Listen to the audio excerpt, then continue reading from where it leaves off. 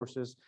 And as we all know, even though this is a church, this is a nonprofit, money is involved, and money is important. Money is important to who we are as people of faith. So I'm glad that you're interested in this and willing to be part of it. I hope all of you know Drew Gulick, who's our treasurer. If you don't, Drew does just a really, really fine job of helping us to put together a budget, to help us manage that budget, and working closely with the vestry on different parts of our finances. And so he's going to be doing most of the talking. But before he begins, I want us to take a moment and just say a prayer together. This is part of a prayer of thanksgiving that's found in our book of common prayer. So let's pray this together.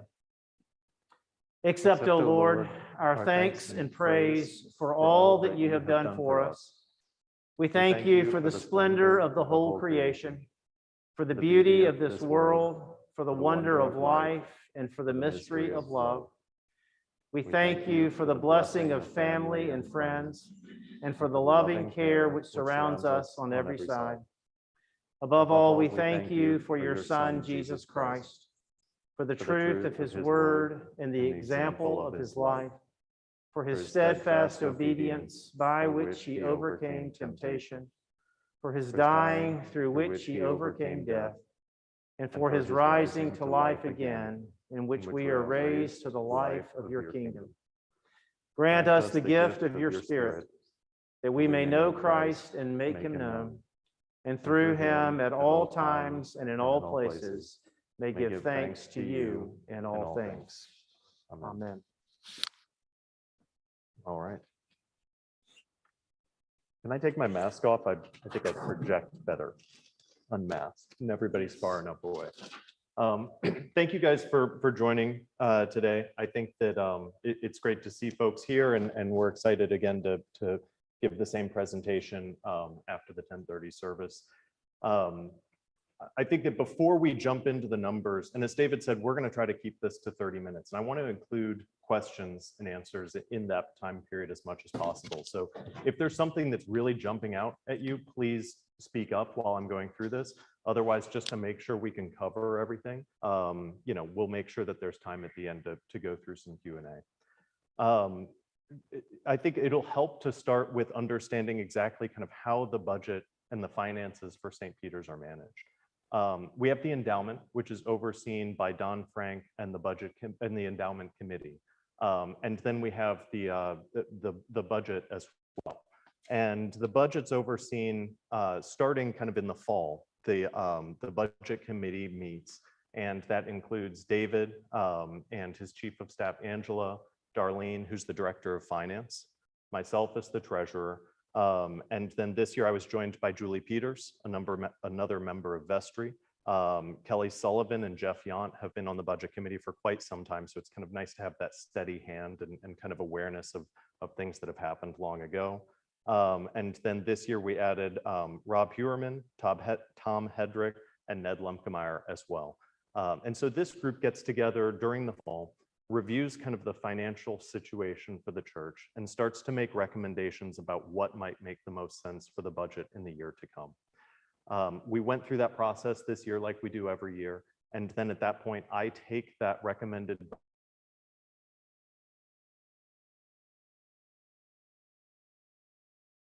they approve that budget to go forward during the annual meeting that's coming up in a couple of weeks. And then we as a congregation all get to review that and approve it. But that's not the only period of time, of course, that anybody in the congregation has to speak up. And so we want to try to be transparent. We try to provide financial reporting throughout the year in different formats. But of course, if at any point you have questions or comments about things, let myself know, let another member of vestry know. There are a lot of different avenues for you to let kind of your voice be heard. And that's important to us. Today, I'm going to start by giving just kind of a quick snapshot of how things for 2021 are settling, then an overview of 2021, and then I'm going to go a little bit deeper into first the expenses and then the income side of things, and then wrap up with a kind of look for what's ahead. So starting with 2021, I think the first thing that I really wanted to highlight here was that the church, the office staff in particular, did a phenomenal job of identifying opportunities to tap into what I'm kind of calling novel sources of income. These are things that we don't traditionally think of, but they recognize that need. They were able to secure 2 different pandemic-related sources of income. The first was the Payment Protection Program loan, which first we had to go through the process of applying for that loan. Then we had to apply for relief. We received the loan in 2020, but the relief wasn't finalized until 2021. So that's why it's being recognized as 21 income. And then also we had the Employee Retention Tax Credit. Again, kind of a similar program that is kind of an incentive for organizations to retain their employment levels and their staffing levels. And then there were some other things that I've got on here as well that I think just really highlight the work that the staff and the clergy were doing to try to focus on identifying opportunities to increase revenue.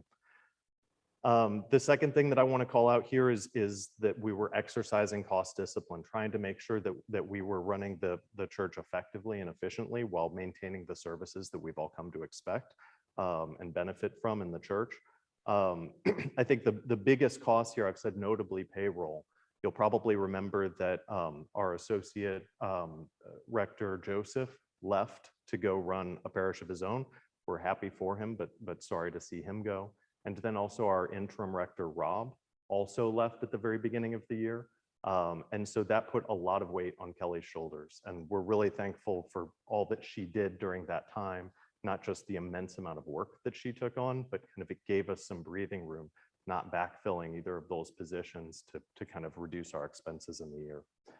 And then the last thing that I wanted to highlight, just such a really interesting and neat opportunity. You might have heard of it, but we leveraged a strong cash position to extend a bridge loan to an organization in North St. Louis in the Jeff Vanderloo neighborhood. This organization is building a community resource center. They have built it now. And basically they had all of the funding secured to build this. They were in the process of constructing it.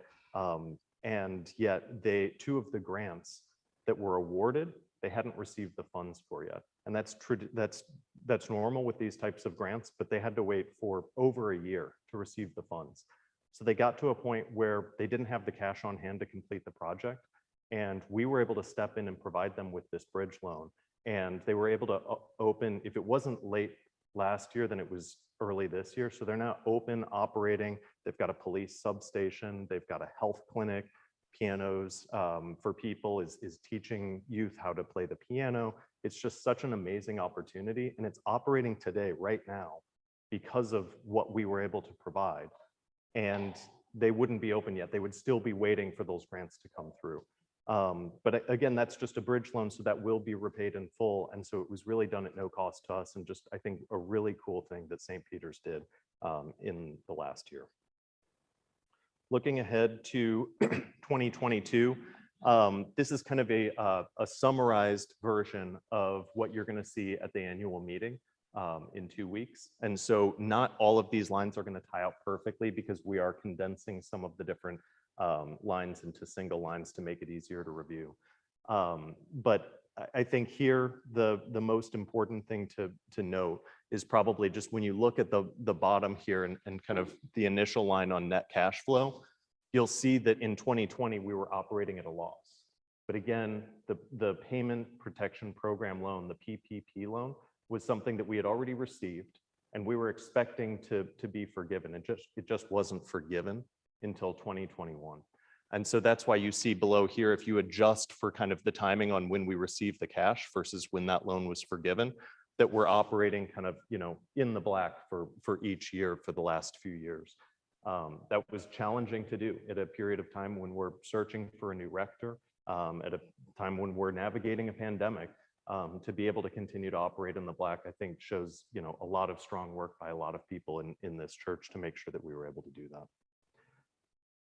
So now I'm going to move on first to expenses and go over the expenses in a bit more detail, and then I'll shift to the income side. So starting with expenses, I think that the 2 areas that I want to focus on when we talk about expenses are payroll and then the music program. And the reason that I'm focusing there, payroll, because it's one of the largest cost drivers for the church. We're seeing about 5/8 of our costs going towards payroll. And so I think that's an important area to focus on. And then I'm also highlighting music on here just because in this last slide, if you look at the music line item here, you will see some choppiness in that. And really, I'm looking at 2019 as kind of our business as usual year, right? 2020 and 2021, because of the two factors I mentioned, the interim rector and search for a new head rector, and the pandemic. I think those are really things that have thrown off a lot of things. And so I kind of anchor back to 2019 when I'm comparing expenses. And so I think that, we might have some questions about, so why, if we're looking at music, was it at 94 and has it gone up to 113? So those are the two areas that when we're focusing on expenses, I want to talk about here. And so starting on payroll, I've already started to mention kind of the changes that we saw over time that are driving those changes in payroll, along with Joseph's departure and the departure of our interim rector. We also said goodbye to our sexton last year and then didn't backfill that position either. During this period of time, we were just using a janitor service, which is less expensive, just to kind of keep the lights on, so to speak, make sure that we were staying on top of the cleaning. But that's not a long-term sustainable solution. The sexton does a lot more than that. And so I'm happy to announce that we have been able to extend an offer that's been accepted to a new sexton. And so we hope to welcome him to the church very soon. And then the other area that I said I was going to mention, music. So the question of why has it gone up about $20,000 from 2019 to 2021? It's driven by a few different factors. The first is that we've had the organ tuned. There was a designated gift that we received last year for that. So that was recognized as income in the prior year. The work was carried out kind of over the course of December and into January. And so we're incurring some of those costs in the month of January. So that's driving an increase there. The other thing that's driving the cost increase in music is the fact that historically we've had an assistant organist position. That's somebody who helps David Sinden with the music program and then also fills in for him when he's unavailable on Sundays. That position was about $20,000. And so what we said was we were going to, instead of backfilling that role when it became vacant, we're going to create a fund to just cover a one-off need for an assistant organist. And that's only about $7,000, but that moves from payroll into music. So when I look at that increase of $20,000 to the music program, some of it was the organ tuning, some of it was the $7,000 fund that we've created for an assistant organist. But again, that's less than the $20,000 that we were paying in payroll for that as a part-time position. And then finally, there was a 2% raise that we made in 2021 to the choir, to the members of the choir. So those are kind of the biggest drivers of the music expenses. I am going to move now onto income, but again, if there are specific questions on any of these, I'll make sure that we've got time at the end to go into that in a bit more detail. So first, looking kind of broadly at the St. Louis community, we're in a diocese of about 41 total churches. We're one of only 3 churches that had income in 2020 of over $1 million. I know that 2020 is not the greatest year for comparison, but it's the most recent that I have on hand. And we're actually one of only 6 churches that has over $500,000 in income. So you can see that it drops off pretty quickly, and that many of those churches, 35 of those churches, are operating on budgets of less than $500,000. And so that's a really great place to be for St. Peter's, because it means that we have the funds to cover the things that are so important to us. Again, I go back to the fact that payroll being one of the largest drivers of expenses, we benefit so much from the people who are on our payroll, from the amazing clergy that we have, from the office staff. And so that's why we're making investments in that space. And then the music program, the building that we have, these are all things that, we want to be able to continue to invest in. And so we need this income to be able to do that. And then the other thing on this slide, I just wanted to mention is that I've highlighted that pandemic related income that I mentioned earlier, the PPP loan and the employee retention credits that we received. And so you'll see that if you kind of carve that out, you will see a drop in total income over time. And this is something that I would say is not surprising at a period of time where we were faced with so much, both with the pandemic and people not being here in church. You're going to see giving drop, and also the uncertainty associated with the rector search process. I mean, we're thrilled that David's now here with us, but the last 2 years were challenging for us, and I think that that's reflected a little bit in the income. So now what I'm going to do is I'm going to move to kind of the two sources of income that I think are most helpful to focus on. First, the endowment and the draws that we're making on the endowment, and then next on the parishioner giving side. So the endowment is so incredibly important to St. Peter's because it's relieving the pressure that we have to come up with every dollar that we need to cover expenses in a particular year. Right now, we're seeing the endowment, the draws on kind of the total endowment, representing somewhere between 10 to 15% of our operating expenses, depending on the year. And we've seen strong investment performance recently. Certainly, we want to make sure that we're hedging against risk when we're making these investments. Don Frank's going to be able to answer questions about that a lot better than I can, but suffice it to say, given kind of the low risk profile of the investments, a 15% return last year is a fantastic return. The draws that we're making on the main endowment are capped at 5% of the 3-year rolling average. I joined the vestry 5 years ago, and at that time, we were making 3% draws. We were targeting 3% draws and had been for a few years at that point. So for the last 5 years, we've been making 3% draws on the endowment. And that's kind of something that we see as a long-term sustainable draw. However, we can go up to 5%, and in 2022, that's what we're going to do.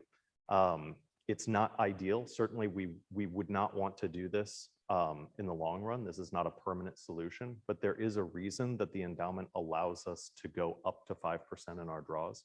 And so that's why we've decided to do that in 2022, is just to make sure that we're bringing in the income to offset the increase in costs. And so I think that, we plan to return to 3% in the next few years when the income will allow us to do so. And I personally think that it would be a great goal for this church to see on building that endowment to continue to relieve the pressure on kind of the annual stewardship process. So now we're going to shift to parishioner giving as the other source of income that I wanted to focus on this morning. This is just a look at kind of historically what's been happening. And you can see that since 2013, we've had a steady growth in overall plate and pledge income from the parish. And this was driven certainly by an increase in households. We're seeing about 60 extra households added to the roster of those who were supporting the church financially during this time.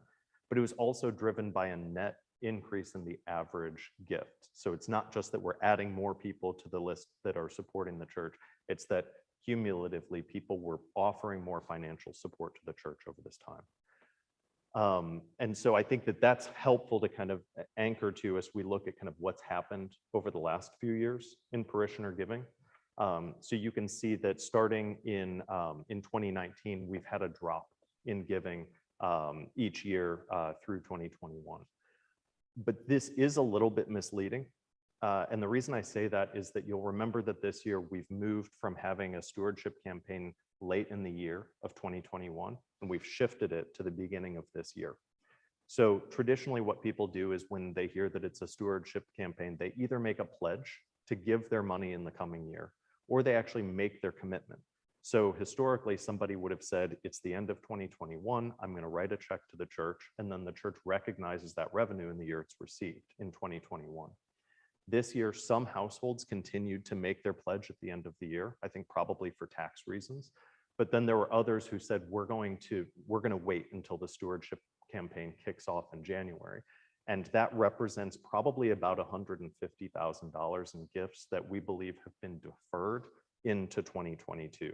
So while this trend that you're seeing on the slides up here may not be ideal, I do think it's important to note that some of this is probably going to be offset by people making their gifts. It's a timing related variance in the gifts.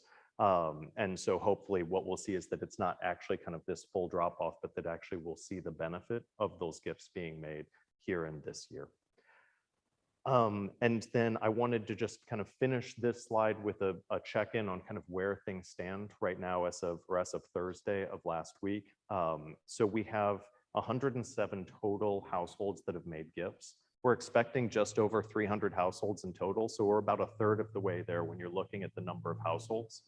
There are 57 households who have elected to stay at the same level. And then there are 49 households that have chosen to either increase or decrease their gifts. And that's resulted in a net increase of $32,000. So if you take all of those 49 households who have changed their gift and you add together their gifts that they've pledged this year versus what they made in prior years, it's a $32,000 increase. And we have one new household that's decided to support the church financially as well. So kind of looking ahead to 2022, what are kind of the top priorities as I, as the treasurer, am seeing it? I think first of all, just making sure that there's continued alignment between the expenses that the church has and the priorities of us as the congregation, making sure that we're investing in the right places, that, you know, it's kind of reflective of what we as a church want to see. The meaningful conversations can hopefully help inform that. And I know that the work that we did with the parish survey, when we were starting the rector search, are incredibly important for kind of informing where it is that we are investing in the community. And then the second point, which is I think kind of related to that, is making sure that we're managing and maintaining a balanced budget. And so expense management is an important component of that. But then beyond that, you know, trying to increase attendance at our Sunday services, trying to increase the number of households that are supporting the church financially, and then for each and every one of us to kind of look at our commitment financially to the church and say, you know, is this something that I'm willing to increase this year, just to kind of help us to meet the expenses as they're currently budgeted. And then finally, I just wanted to end on kind of where I see us going in the future. I would like to see first and foremost us looking at kind of taking that work of alignment between the expenses and the priorities for us as a congregation and take that one step further and say, are there things that we want to be doing that we're not doing today that we could if there was the funding in place and if there was support from the congregation? I don't think there's much support for us to be kind of a pass-through organization that's just writing checks to other causes, however good they might be. I think what I'm hearing is a lot of folks want to see St. Peter's have some type of meaningful involvement. And that component of outreach is really important, but it may still require financial investment. So I think that's the first long-term priority I have. And then the second long-term priority for the church is just to strengthen our financial position further. First and foremost, returning the endowment draws to 3%. Second of all, growing that endowment so that it can continue to support the activities of the church. And then finally, I think it will be really helpful to identify if we can have a strategic reserve for things like if the roof starts leaking, if one of the furnaces goes out. Right now, that's not in the budget, so that's going to result in overruns in the budget. It would be really nice to have a little bit of breathing room if we could establish a strategic reserve there. So that's kind of my vision for the long-term priorities for the church. With that, that's kind of all of the presentation that I have, and luckily I have managed to save some time at the end for questions. So again, I want to be transparent. I want to hear your thoughts, your feedback, and your questions on this. So let me just open it up to the group.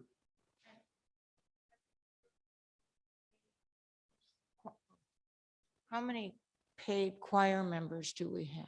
So about half of the choir members are Really? paid, and then the other half are not paid. And so I think that that's reflective of what we're seeing in a lot of congregations that have choirs on Sundays, is that there are more and more of the choir members who are being paid. And in fact, that's creating more demand in the space. So it's not unusual for us to have some paid choir members. I think it's fantastic that we have some who are doing it as volunteers. Okay, thank you.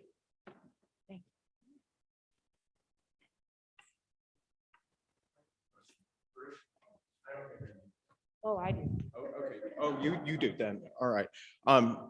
I saw a line item for the employee retention tax credit, excuse me, that was quantified at like 109,000, it looked like. How does that work? I'm bearing in mind, and I'm not a tax lawyer, okay? I'm bearing in mind that this is a nonprofit, and presumably we don't have a big profit tax kind of situation. How does that tax credit work, and where does it factor into the bottom line? Or that you also had a yellow. Yep. There you go. Yep. That yellow sort of hypothetical fill-in for where we had extraordinary income or extraordinary benefit. How exactly does that all work? I'm just kind of curious. So to answer, I think there's kind of two parts to your question. And the answer to the first part, I'm going to preface by, I'm also not a tax expert and I'm being recorded. So, don't hold me to this, but my understanding. At least you're not under oath. I think that my understanding of this is that effectively it's a credit for the payroll taxes. So while we may be a nonprofit, we still may have a payroll tax liability. And so the ERC, the Employee Retention Credit, is basically looking at a period of time. So the PPP loan was for the earlier part of 2020.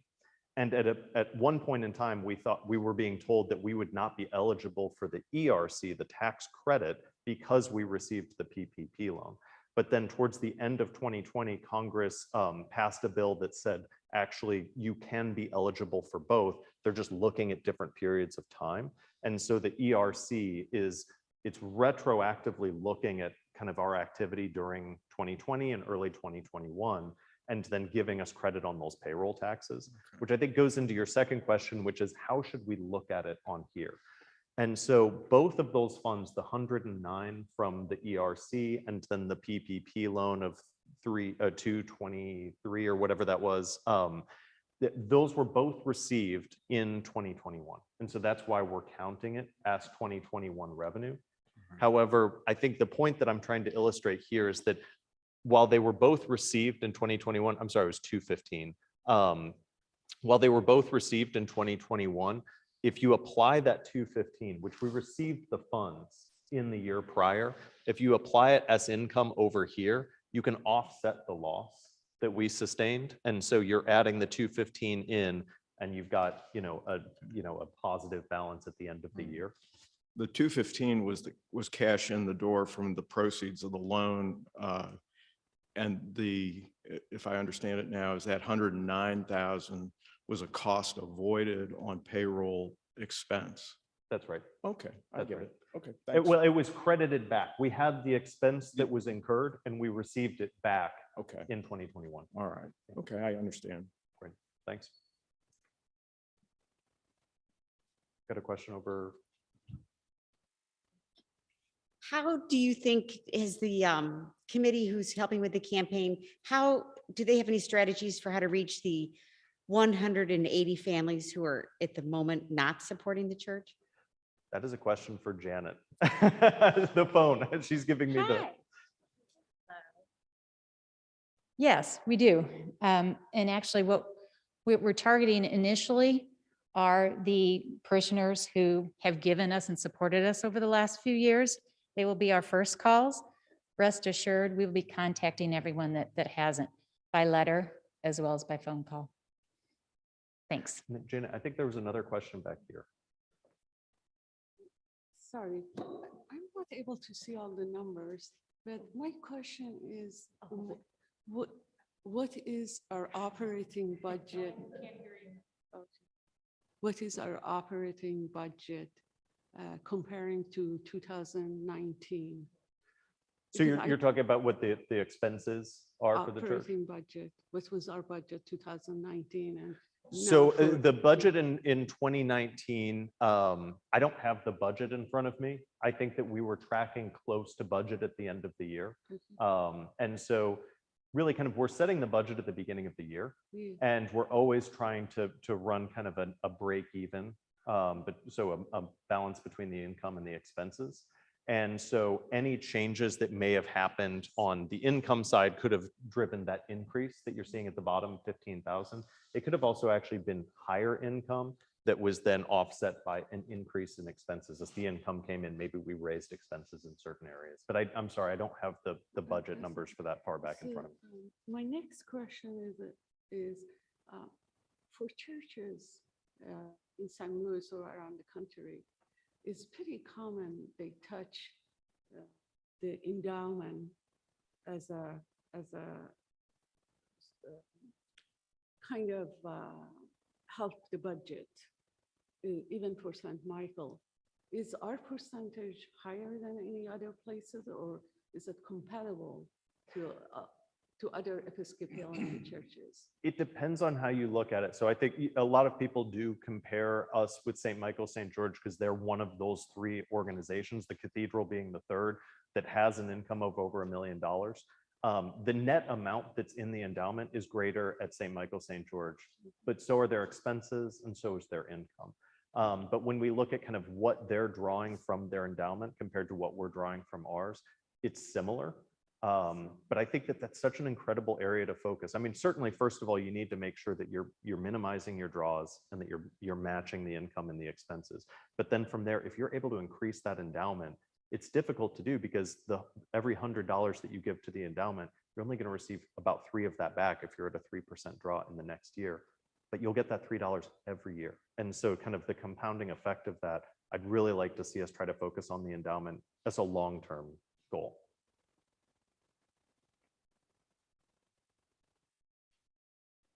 I think we're right around 30 minutes. So I hope I didn't put anybody to sleep. Okay, we have to stop or I can't call this Invoke 30 anymore. Drew, thank you. Thank you for the time and effort that you put into compiling all of this. I think that Drew will be here for a few minutes. If you have some additional questions that you would like to run by him, he and I, Nancy, all of us are always willing, Kelly, to go more in depth with you. Transparency is important, and it's actually critical to what we try to do to be good financial stewards. So if you have any additional questions, thoughts, ideas, please share those. Thank you for being part of this. God bless.